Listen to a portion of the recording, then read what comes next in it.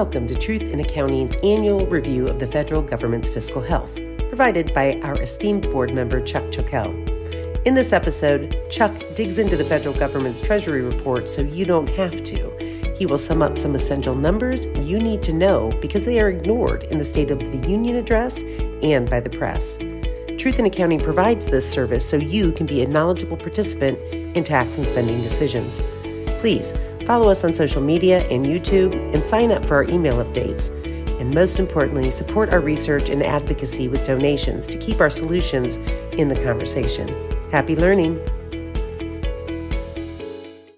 Thank you, Judy. And thank you to Truth in Accounting for all their great work and making this YouTube presentation possible for them. This is the fourth year I've done this talk. Each year when the United States fiscal report comes out from the Department of Treasury, came out a few weeks ago here in 2023. And I have to credit Treasury because it came out before the President's State of the Union address, which isn't always the case. It is appropriate for the Treasury Department to issue this report prior to the State of the Union address, but sadly, the president never seems to cover the country's financial condition. And it's not just this president, it's most presidents in the past haven't covered the fiscal position of the US. And maybe that's because the news is bad, and maybe it's because it's difficult to understand. Whatever the reason, it seems like it should be covered as part of how our country is doing. So there you can see on the first slide, the cover page of the financial report, and in small print there is the URL of how you can reach it online so you can look it up yourself.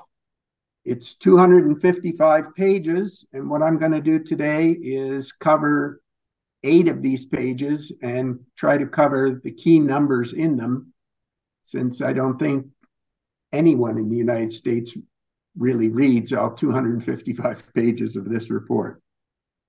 It is my dream, actually, that this YouTube talk be shown to every high school student and college student in America. I think it would be a wonderful part of students' education. There are going to be future citizens and taxpayers that need to understand all this. They're going to be impacted greatly by what the numbers that you're about to see are. So without further ado, we'll move to page 3 of this report.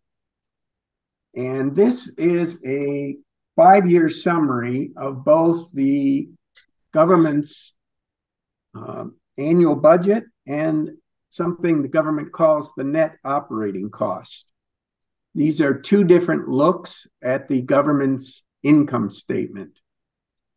The first, the budget, is the receipts are cash received and spending is measured as payments made. Pretty simple, cash basis, red bars. And for 2023, we had a budget deficit of $1.695 trillion, up 300 trillion, up 100 billion from the prior year. And you can see it's down from the COVID years of 2020 and 2021. But we've been in budget deficit by over $1 trillion each of the last 5 years. But that doesn't tell the real story. The real story is in the net operating cost of the government. And what is the net operating cost? It's a measure that records revenues as amount earned, but not yet necessarily collected. And it measures costs as amounts incurred, but not necessarily paid. And in the net operating cost for 2023, fiscal year 2023, was a deficit of $3.417 trillion. And you can see it's been over $3 trillion for each of the last 4 years. So what is it about government expenses that incurred but not paid. Well, some of the biggest are pension costs for federal employees. The federal government has millions of federal employees that earn pensions, and that pension liability goes up every year, but it isn't paid until all these federal employees retire. Similarly, there's VA benefits, veterans who accrue hospital costs, medical care, but it's going to be paid in the future.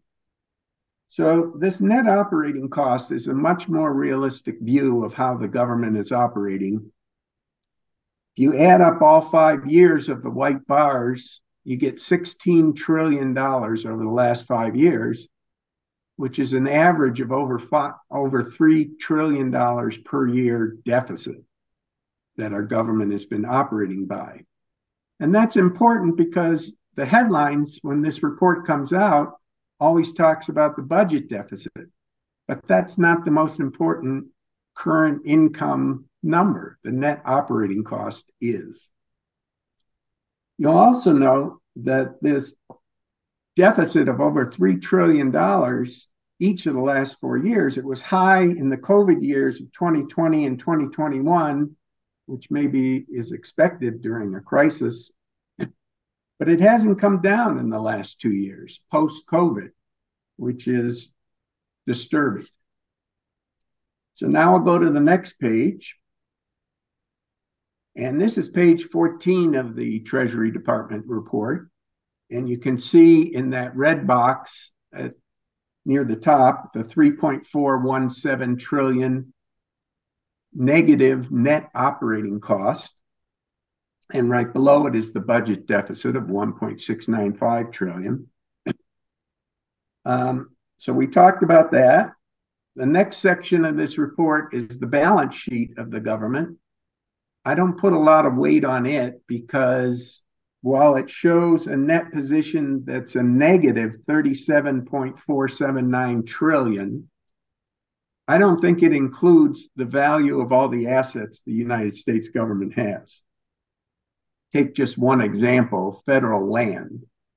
The federal government owns millions of acres, and there's no asset value placed on any of the federal land value that the government owns. So I do think that the liabilities are pretty important in this balance sheet. And it shows federal debt and interest payable at 26.348 trillion, up 2 trillion from last year. And it also shows federal employee pensions and veteran benefits payable, 14.327 trillion, up 1.5 trillion. So these long-term liabilities are growing just as the costs of our future social programs are growing.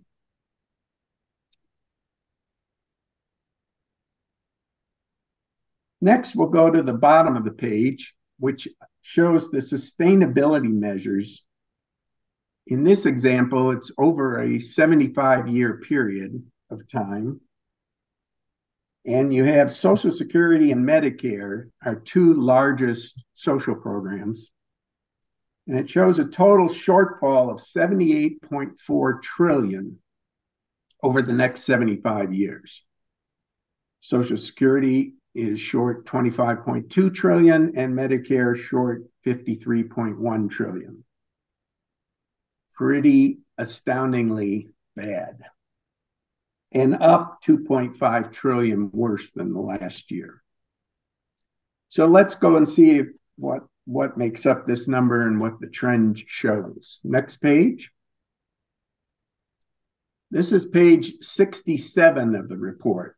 And it shows a 5-year look of the social insurance costs each of the last 5 years.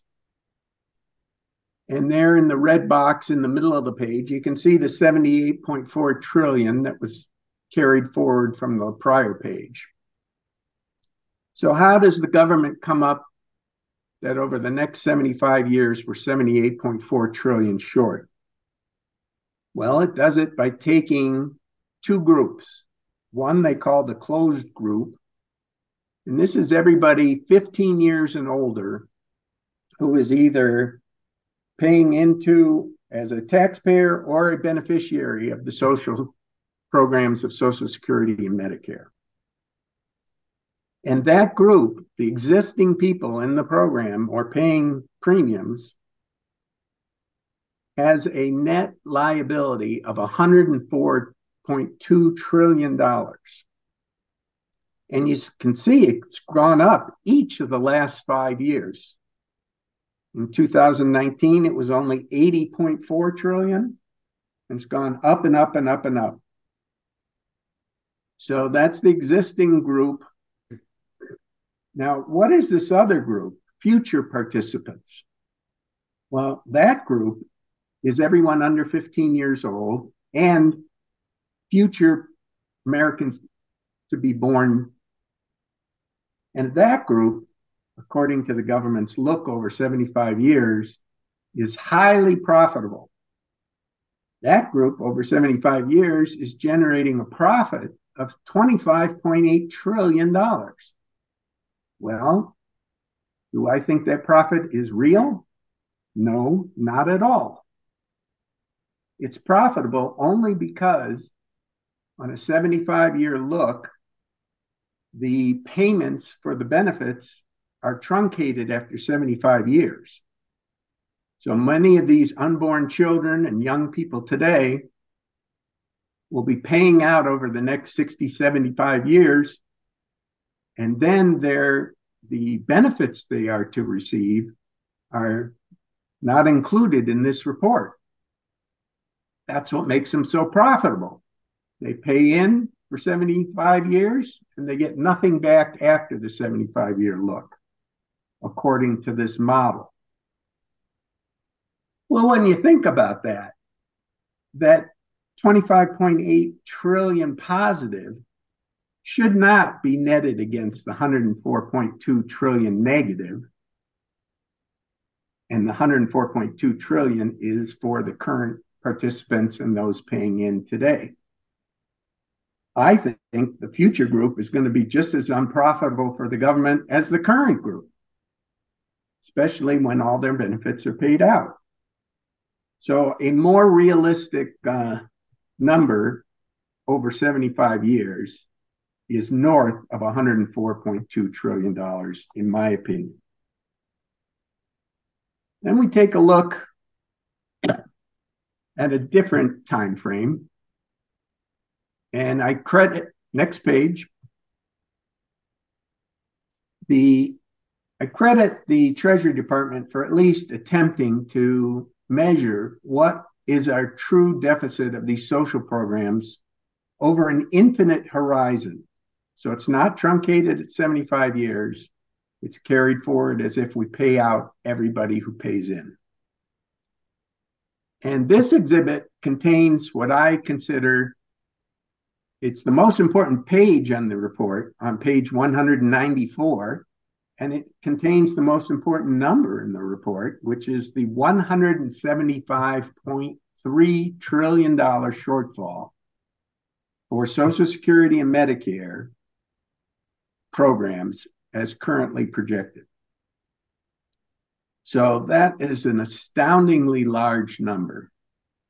And it's made up of, as you can see in the red block circled there, it's made up of a profit of 15.1 trillion for hospital insurance and net deficits of 99.5 trillion for Medicare Part B, which is hospital insurance, doctor bills, 22.1 trillion shortfall in Medicare and prescription drug program, and 68.8 trillion shortfall for Social Security.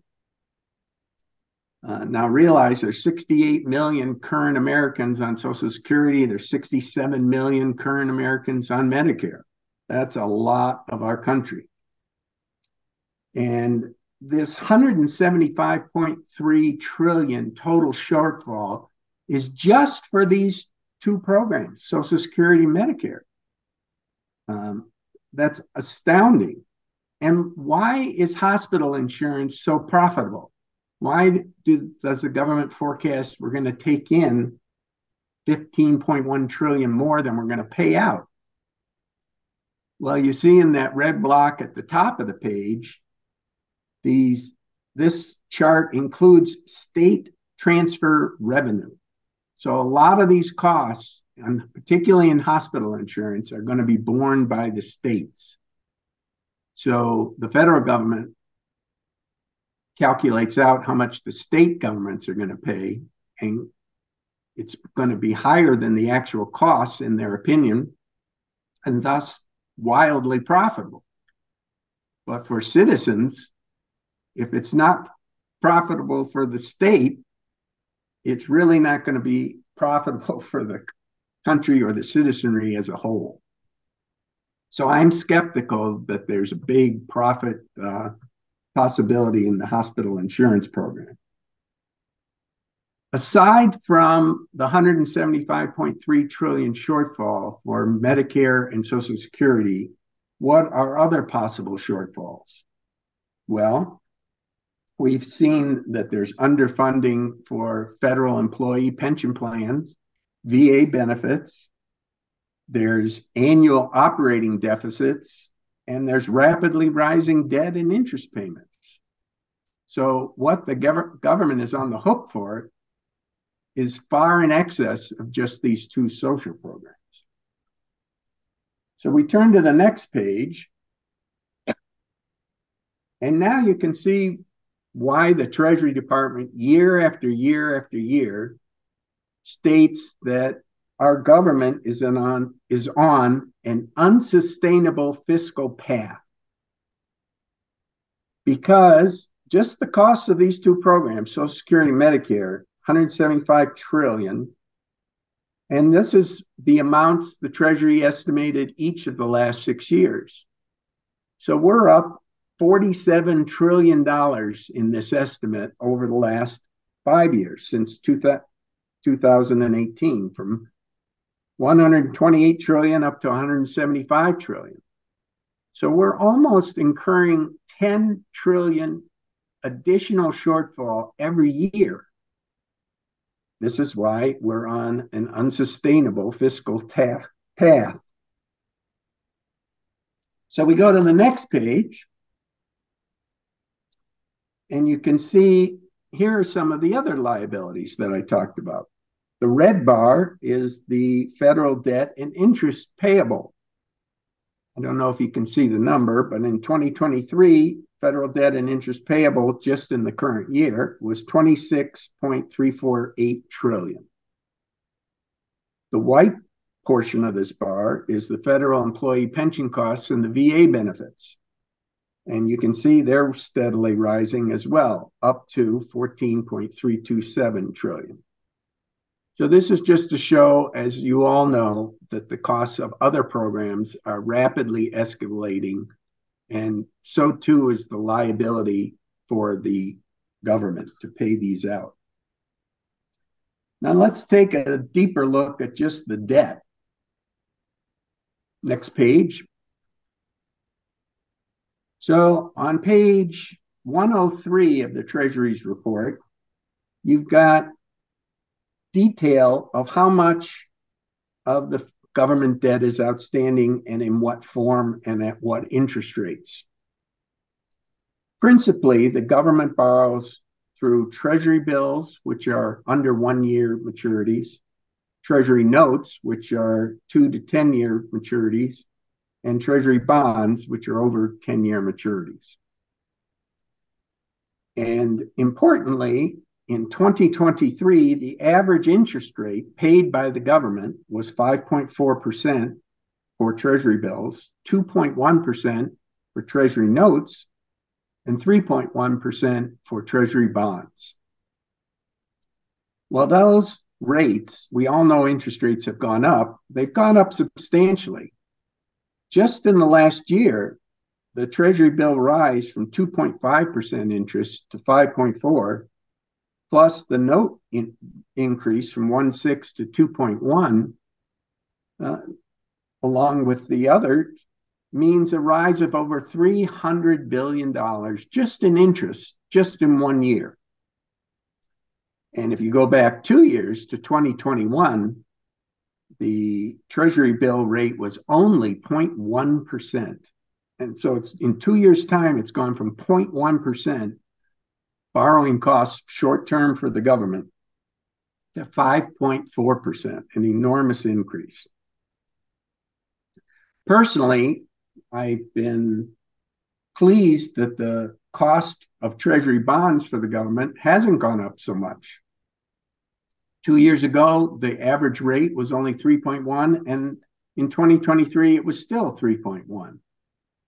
My advice to the Treasury Department, they don't need it, but borrow long term. These are some of the lowest rates you'll ever see. The government should be locking in far more of their debt long term at these low rates, because when the bond market ultimately finds out that the United States will be challenged to make all its payments, both on debt and social programs, I think interest rates will rise substantially, and the government will regret the day they didn't issue more long-term debt. So go to the next page. And this is page 153 of the report, and it contains some of the key assumptions that underlie all these numbers. I'm just going to cover a few of them, starting with the net annual immigration. So for 2023, the immigration was a positive 2,030,000 immigrants. Now, this includes both legal and illegal immigrants. And according to government statistics, this was 680,000 in 2021, 1,440,000 in 2022, and now 2,030,000 in 2023. I think the actual number is far, far higher than these reported statistics. What's also unknown as a key assumption is, are net immigrants a positive or negative for the economy? I'm just going to give you my opinion. In my opinion, the legal immigrants over the lifetime of their time as U.S. citizens are a net positive. They come, they work, they pay taxes, they pay Medicare, Social Security premiums, and on average, they're a net benefit to the economy. At the same time, I think the illegal immigrants that we have coming into the United States are a huge net negative to the economic condition, particularly when you load in the housing costs and subsidies, the healthcare subsidies, the education subsidies, and the impact on other things such as greater law enforcement or more border security, et cetera. The cost of the illegal immigration in the United States is not measured and not reported to the citizenry at all. And it's a difficult exercise, but it should be attempted, in my opinion. Going down to other economic assumptions, the CPI, the inflation rate, was 4.0 for 2023 and is forecasted to go down to 2.4% per year for the next 70 years. I think we're going to have much more inflation than that in the future. An important assumption in all this is when you see real wage growth under economic assumptions, that wage growth is positive, in other words, greater than the rate of inflation, so that those that are working are actually gaining in their economic net worth. That hasn't been true over the last 3 years. I think the last 3 years, inflation has been greater than the increase in net wages. Another interesting thing here is the real interest rate, which in 2023, the actual interest rate was below the rate of inflation, but is forecasted, I think, accurately to be above the rate of inflation for the next 70 years. So if we have inflation of roughly 2.4% per year, the real interest rate is 2.3 points higher than that. So they're forecasting about 4.7% average interest rate for the next 70 years. Much higher than it's been in the past recent years. Another one we go down to is the per beneficiary hospital cost.